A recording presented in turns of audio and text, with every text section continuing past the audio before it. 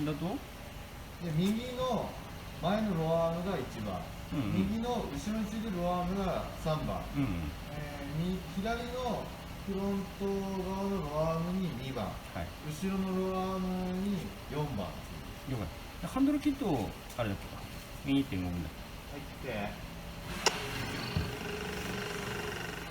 全部動くわ。お、赤。多分そうタイヤの摩擦だな今のはな。